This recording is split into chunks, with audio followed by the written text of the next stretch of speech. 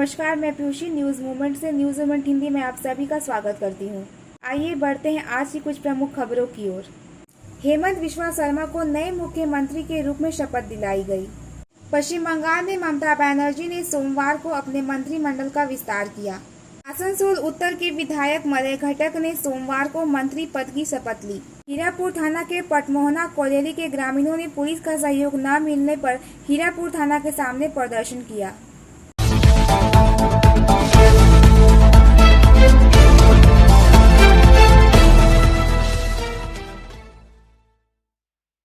हेमंत बिस्वा शर्मा को नए मुख्यमंत्री के रूप में शपथ दिलाई गई। हेमंत बिस्वा शर्मा को असम के नए मुख्यमंत्री के साथ साथ उनके मंत्रिमंडल के 13 सदस्यों के साथ दोपहर 10 मई को शपथ दिलाई गई। शपथ ग्रहण समारोह में भाजपा के राष्ट्रीय अध्यक्ष जेपी नड्डा और पार्टी के कई अन्य नेताओं के साथ साथ विपक्षी दलों ने भी भाग लिया। गुवाहाटी में श्रीमंत शंकरदेव कला क्षेत्र में भाजपा सहयोगी यूनाइटेड पीपुल्स पार्टी लिबरल के एक वरिष्ठ नेता उर्खाव ब्रह्मा ने भी सादे समारोह में शपथ ली। सर्बानंद सोनोवाल, जिन्होंने खुद ही श्री शर्मा को कल एक विधायक की बैठक में सफल होने का प्रस्ताव दिया था, हालांकि उन्होंने खुद को एक विधायक की भूमिकाओं तक सीमित कर लिया है। हालांकि श्री सोनोवाल मंत्रिमंडल से बाहर रहे, लेकिन पूर्व मुख्यमंत्री के 17 सदस्यीय मंत्रिमंडल में से कम 7 मंत्रियों को बरकरार रखा गया है। इनमें सहयोगी एजीपी के बोकाखाट विधायक अतुल बोरा, कलियाबोर विधायक केशव मेहता, बीजेपी के ढलाई विधायक परिमल सुलकाबैया, धर्मपुर के विधायक चंद्रमोहन पाटोरी, तिनसुकिया के विधायक संजय किशन, महमरा के विधायक जोगन मोहन और जगरोड के विधायक पीयूष हजारी शामिल। समारोह के कुछ समय बाद श्री शर्मा ने मीडिया को बताया कि राज्य में कोविड की वृद्धि को रोकने के तरीकों पर चर्चा करने के लिए उनकी नवगठित कैबिनेट कल बैठक करेगी। असम में कोविड की स्थिति चिंताजनक है। हमने देखा है कि हमारे दैनिक मामले लगभग 5000 को पार कर चुके हैं। कल जब हम कैबिनेट में पहली बार मिलेंगे तो हम सभी दृष्टिकोणों से स्थिति पर चर्चा करेंगे और हम सभी आवश्यक उपायों को लेंगे। कोविड का प्रकोप होना, उन्होंने कहा। Biofina, drink healthy, stay healthy. देश का पानी देशवासियों के लिए। For trade inquiry mail care@rkmgroup.in। Call toll free number 1800-258-7060। Paschim Bengal में ममता बनर्जी ने सोमवार को अपने मंत्रिमंडल का विस्तार किया। सोमवार को सत्ताधारी तृणमूल कांग्रेस के 43 नेताओं को मंत्री पद की शपथ दिलाई गई। 43 सदस्यीय मंत्रिमंडल ने पूर्व वित्त मंत्री अमित मित्रा, पूर्व श्रम व विधि और न्याय मंत्री मलय घटक और पूर्व क्रिकेटर मनोज तिवारी सहित कई नए चेहरों को मौका मिला है। पश्चिम बंगाल में ममता बनर्जी ने सोमवार को अपने मंत्रिमंडल का विस्तार किया। सोमवार को सत्ताधारी तृणमूल कांग्रेस के 43 नेताओं को मंत्री पद की शपथ दिलाई गई। 43 सदस्यीय मंत्रिमंडल में पूर्व वित्त मंत्री अमित मित्रा, पूर्व श्रम व विधि और न्याय मंत्री मलय घटक और पूर्व क्रिकेटर मनोज तिवारी सहित कई नए चेहरों को मौका मिला है। तीसरी बार ममता के हाथ कमान। बता दें कि पश्चिम बंगाल में राज्य विधानसभा चुनाव में धमाकेदार जीत के बाद तृणमूल कांग्रेस सुप्रीमो ममता बनर्जी ने लगातार तीसरी बार पश्चिम बंगाल की मुख्यमंत्री के तौर पर बुधवार को शपथ ली। राज्यपाल जगदीप धनखड़ ने कोविड-19 के बढ़ते प्रकोप के बीच राजभवन में आयोजित साधारण समारोह में उन्हें पद और गोपनीयता की शपथ दिलाई। सफलता की शुरुआत सिर्फ मोशन के साथ। Motion open scholarship test for class 7th to 12th student. Get up to 50% scholarship for session 2021 to 22 at Durgapur. And for more details, please contact 9434-8222। पेशे से टोटो चालक पुरुलिया के काशीपुर ब्लॉक क्षेत्र के समरकांति कर्मकार और अब्दुल रफीक जाति धर्म को भुलाकर पुरुलिया के सुदूर गांव में ये दोनों अब लोगों की नज़र में मसीहा या भगवान है। किसी भी धर्म के लोग उन्हें चाहे जिस तरह से बुलाए, बिना अपनी जान की परवाह किए वे अपने सामर्थ्य के अनुसार लोगों को सहयोगिता का हाथ बढ़ा रहे हैं। जानकारी के अनुसार समरकांति कर्मकार और अब्दुल रफीक कोरोना महामारी के संकट के दौरान स्थानीय लोगों के लिए उनके टोटो ही एम्बुलेंस बने हुए हैं। पुरुलिया जिले का काशीपुर ब्लॉक में एम्बुलेंस दुर्लभ है, जबकि कोरोना वायरस के मामलों की संख्या दिन प्रतिदिन बढ़ रही है। टोटो चालक समर और रफीक दोनों सुबह 7 बजे पीपीई सूट पहनकर टोटो के साथ उद्धारकर्ता की भूमि में आम लोगों तक पहुंच रहे हैं। पुरुलिया की भीषण गर्मी में दिन भर पीपीई किट पहनकर बिना किसी हिचकिचाहट के कोरोना मरीजों को अस्पताल पहुंचाते हैं। वे अपने जीवन को जोखिम में लेकर महामारी के इस चरम संकट में पुरुलिया के लोगों की सहायता में खड़े हुए हैं। दोनों टोटो चालकों को अब पुरुलिया का पहला लाइन कोरोना योद्धा बैज मिल सकता है। वर्तमान में पुरुलिया में तापमान लगभग 30 से 34 डिग्री सेल्सियस पर मंडरा रहा है। उस पर कड़ी धूप है।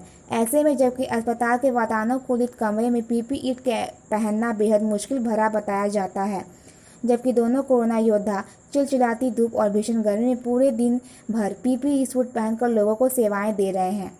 उनके शब्दों में वे मानव जीवन को बचाने के लिए इतनी परेशानी ही झेल सकते हैं।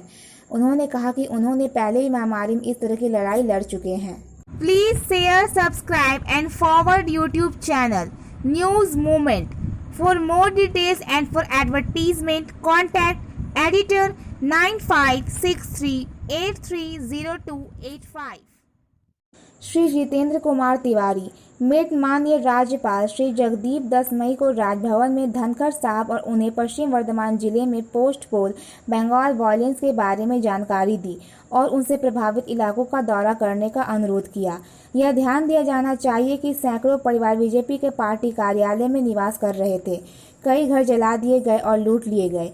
कई व्यक्ति घायल हो गए। पुलिस पर हमला करने तथा सरकारी कार्य में बाधा देने के मामले में पुलिस ने राजा खान को पुलिस रिमांड पर लिया था। रिमांड की समाप्ति पर उसे रविवार को आसनसोल कोर्ट में पेश किया गया। पुलिस अधिकारी ने मामले पर अपनी छानबीन की प्रक्रिया पूरी करने के लिए उसकी पुनः पुलिस रिमांड की मांग कोर्ट से कर ली। कोर्ट ने मामले पर सुनवाई करते हुए आरोपी को 7 दिन की रिमांड मंजूर कर उसे पुनः पुलिस के हवाले कर दिया। इसके बाद पुलिस के अधिकारी आरोपी को दोबारा अपने साथ थाना ले गए।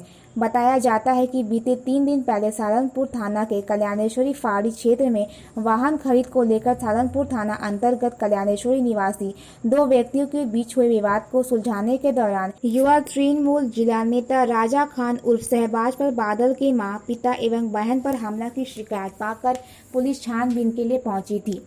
वहीं राजा खान को गिरफ्तार कर ले जाने के क्रम में तभी कुछ लोगों ने पुलिस के कार्य में बाधा पहुंचाई। इसके साथ ही कल्याणेश्वरी फाड़ी प्रभारी पर भी कथित रूप से हमला कर दिया गया था। इस मामले में राजा खान, तृणमूल नेता औरंगजेब खान उर्फ बूढ़ा खान समेत 4 अन्य लोगों को भी गिरफ्तार किया गया है। आसनसोल उत्तर के विधायक मलय घटक ने सोमवार को मंत्री पद की शपथ ली। उनके शपथ लेते ही शिल्पांचल में जश्न शुरू हो गया। आसनसोल के विभिन्न हिस्सों में टीएमसी कार्यकर्ताओं ने होली दिवाली साथ मनाई। आसनसोल चैम्बर ऑफ कॉमर्स के अध्यक्ष नरेश अग्रवाल एवं सचिव शंभुनाथ झा ने आगामी काल मलय घटक के मंत्री बनने पर खुशी जाहिर की है। शंभुनाथ झा ने कहा, एक बार पुनः आसनसोल उन्नति के राह पर जाने वाला है और आसनसोल का उन्नति यहाँ के वास्तविक भूमि पुत्र श्री घटक ही कर सकते हैं। जल्द ही चैम्बर पश्चिम बंगाल के मंत्री श्री घटक को सम्मानित करेगा। Please share, subscribe and forward YouTube channel news movement. For more details and for advertisement contact editor 9563830285। बारबनी थाना अंतर्गत खैराबाद गांव के शिव मंदिर के समीप गुप्त सूचना के आधार पर अवैध कोयला जब्त करने गए सालनपुर ईसीएल क्षेत्र के सुरक्षा प्रभारी दिलीप प्रसाद पर जानलेवा हमला किया गया, जिसमें दिलीप प्रसाद गंभीर रूप से घायल हो गए, जो कि ईसीएल के कल्ला अस्पताल में अभी भर्ती हैं और उनका इलाज चल रहा है। उनके शरीर में गंभीर चोट बताया जा रहा है।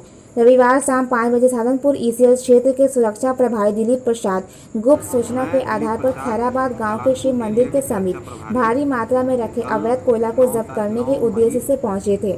वहां से उन्होंने सीआईएसएफ एवं बारबनी थाना को जानकारी दी। तब तक घात लगाकर बैठे अवैध कोयला का कार्य कर रहे थे। लोगों ने दिलीप प्रसाद पर लाठी डंडों से हमला कर दिया। दिलीप प्रसाद ने बताया कि पूरे घटना में बहुत मुश्किल से जान बचाकर वह वहां से निकले। हमलावरों का उद्देश्य मुझे जान से मारने का था। पूरे घटना को लेकर मैंने बारबनी थाना में शिकायत दर्ज कराई है। हमलावरों में मुख्य बाटुल गोरेन था और सजे साथ 6 अज्ञात लोग थे, जिसके खिलाफ मैंने शिकायत दर्ज करवाई है। बाटुल गोरेन ने मुझे पहले भी फोन कर धमकी दी थी, जिसकी शिकायत भी मैंने एडीसीपी वेस्ट को की थी। पीछे दौड़ रहा था, वो उसके ऊपर मैंने पहले भी केस किया है। उसका टोट कोयले से लदे डंपर को मैंने पकड़ कर केस किया है और वहाँ से मेरे टीम रेस्क्यू करके मुझे कल्ला हॉस्पिटल में भर्ती किया। मेरा स्टिचिंग हुआ है, सर पे 6 टाका पड़ा है। अभी मैं कल्ला हॉस्पिटल में एडमिट हूँ और गंभीर रूप से चोट से जूझ रहा हूँ। धन्यवाद।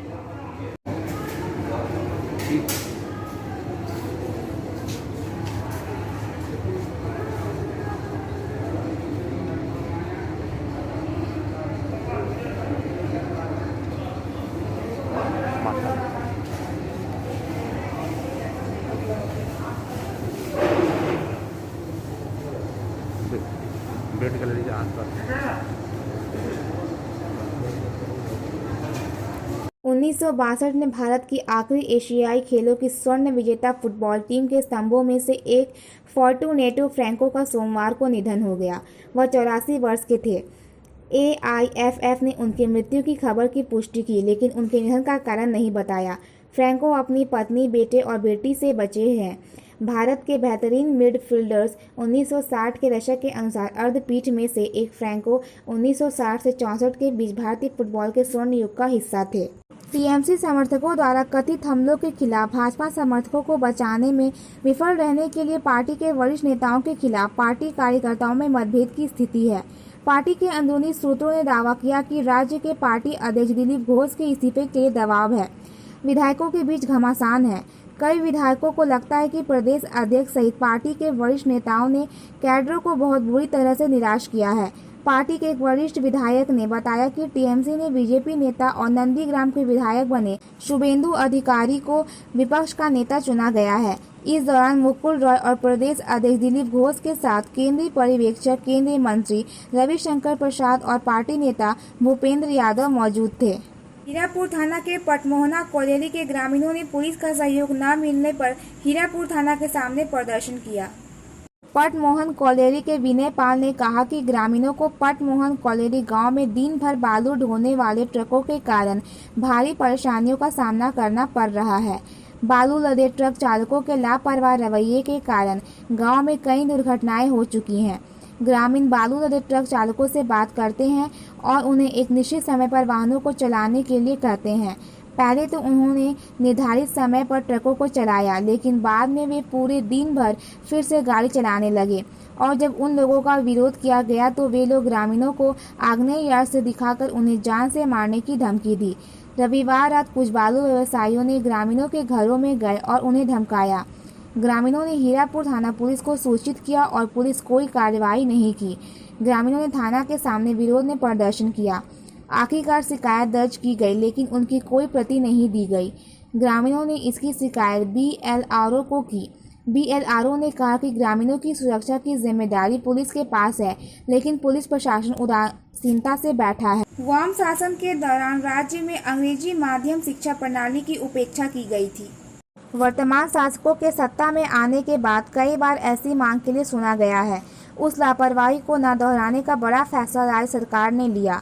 तीसरी बार मुख्यमंत्री के पद पर बैठने के बाद इस बार ममता बनर्जी ने राज्य के हर ब्लॉक में अंग्रेजी माध्यम के स्कूल खोलने की घोषणा की। नई कैबिनेट की पहली बैठक के बाद ममता ने नब्बान के हॉल में एक प्रेस कॉन्फ्रेंस में कहा कि राज्य सरकार प्रत्येक ब्लॉक में अंग्रेजी माध्यम के स्कूलों की स्थापना करेगी। गौरतलब है कि ममता ने इस बार शिक्षा विभाग में नया मंत्री भी नियुक्त किया है। 2016 में दूसरी बार सत्ता में आने के बाद पार्थ चटर्जी को शिक्षा मंत्री बनाया गया था। तब शिक्षा विभाग में भर्ती प्रक्रिया में अनियमितता के आरोप लगे थे। इस बार ममता ने नए शिक्षा मंत्री की जिम्मेदारी प्रोफेसर और दमदम के विधायक ब्रात्य बसु को दी। उल्लेखनीय है कि राज्य में पहली बार सत्ता में आने के बाद भी तृणमूल सरकार के पहले शिक्षा मंत्री थे। हालांकि अगली बार उनका मंत्रालय बदल गया। इस बार उन्हें एक बार फिर से शिक्षा की जिम्मेदारी मिली। एक अंग्रेजी माध्यम स्कूल स्थापित करने का वादा करने के अलावा ममता ने कहा, सभी धर्मों, जातियों और समुदाय के लड़के और लड़कियां यहां सीखेंगे। राज्य सरकार के इस फैसले से शिक्षकों की भर्ती में तेजी आने की उम्मीद है। उल्लेखनीय है कि 2019 में राज्य में पहली बार राज्य सरकार द्वारा एक अंग्रेजी माध्यम स्कूल की स्थापना की गई थी। हालांकि कोविड के कारण यह पिछले साल से बंद है। इस बार ममता ने राज्य की शिक्षा व्यवस्था को एकदम और ऊपर ले जाने के लिए एक नया बड़ा फैसला लिया। मुस्लिम समाज के पवित्र त्योहार ईद के मद्देनजर कुल्टी पुलिस द्वारा कुल्टी क्लब में एक शांति समिति की बैठक बुलाई गई। बैठक में हर जाति, धर्म तथा राजनीतिक दलों के अलावे सामाजिक संगठनों के भी लोग मौजूद थे। इसके अलावा आसनसोल नगर निगम के बोर्ड सदस्य विशेषकर तबस्सुम आरा और मीर हासिम मुख्य रूप से उपस्थित थे।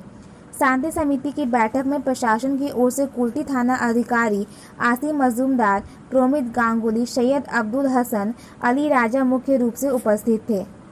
हावड़ा एवं अजमेर के बीच सुपरफास्ट समर स्पेशल ट्रेन चलेगी। आसनसोल यात्रियों की अतिरिक्त भीड़ से निपटने के लिए हावड़ा और अजमेर स्टेशनों के बीच पूरी तरह से आरक्षित एक जोड़ी समर स्पेशल ट्रेन चलाई जाएगी। 02-983 अजमेर हावड़ा स्पेशल दिनांक 10 मई 2021 को 9:20 बजे अजमेर से रवाना होगी और 11 मई 2021 को 13:05 बजे हावड़ा पहुंचेगी। इस ट्रेन का आसनसोल में प्रस्थान समय अगले दिन 9:59 बजे होगा। 02-984 हावड़ा अजमेर स्पेशल दिनांक 11 मई 2021 को 17:10 बजे हावड़ा से रवाना होगी और अगले दिन 12 मई 2021 को 21:40 बजे अजमेर पहुंचेगी। इस ट्रेन का आसनसोल में प्रस्थान समय उसी दिन 19:51 बजे होगा। ट्रेन में AC 3 टियर, स्लीपर क्लास और सेकंड क्लास के डिब्बे होंगे। यात्रियों को सलाह दी जाती है कि वे ट्रेन में या रेलवे परिसर में मास्क पहने और सभी कोविड प्रोटोकॉल का सख्ती से पालन करें। आसनसोल उत्तर थाना अंतर्गत सैन रेलवे रोड स्थित एक निजी अस्पताल में इलाज के दौरान मरीज की मौत हो गई। परिजनों ने इलाज में लापरवाही का आरोप लगाते हुए हंगामा किया। परिजनों ने अस्पताल के कोरोना जांच रिपोर्ट को लेकर भी सवाल उठाए। लोगों के हंगामे के बाद परिजनों को शव सौंप दिया गया। बताया जाता है कि रानीगंज के बख्तार नगर का निवासी रीना बावड़ी को अस्वस्थ होने पर अस्पताल में भर्ती करवाया गया था। रविवार की रात उनकी मौत हो गई। वहीं उसकी कोरोना पॉजिटिव रिपोर्ट बताई गई। नर्सिंग होम में सोमवार को परिवार वालों ने हंगामा किया। रीना बावड़ी के भाई उत्तम बावड़ी ने कहा कि 2 दिन पहले उनकी बहन की रिपोर्ट नेगेटिव थी, फिर कैसे उनकी रिपोर्ट पॉजिटिव आ गई। अस्पताल में इलाज के दौरान उनकी बहन की मौत हो गई। पहले तो अस्पताल के अधिकारी रीना बावड़ी का शव नहीं देना चाहते थे, लेकिन बाद में अधिकारियों ने शव को उनके परिवार को सौंप दिया। वहीं सवाल यह उठ रहा है कि जब वह कोरोना संक्रमित थी तो उसका शव परिजनों को क्यों सौंपा गया। क्या यहाँ कोरोना जांच के नाम पर भी खेल चल रहा है। बीते दिनों कोरोना जांच के नाम पर अधिक राशि वसूलने का मामला सामने आया था, जिसके बाद स्वास्थ्य विभाग ने उक्त लैब के खिलाफ जांच कर कार्रवाई का निर्देश दिया था। आज का सुविचार: हमेशा अपनी आत्मा को अपने मस्तिष्क को बाहर निकालने की अनुमति दे। देखने के लिए धन्यवाद। कृपया हमारे चैनल को लाइक, शेयर और सब्सक्राइब करना ना भूलें। आगे की सभी नोटिफिकेशन को पाने के लिए बेल आइकन को जरूर प्रेस करें।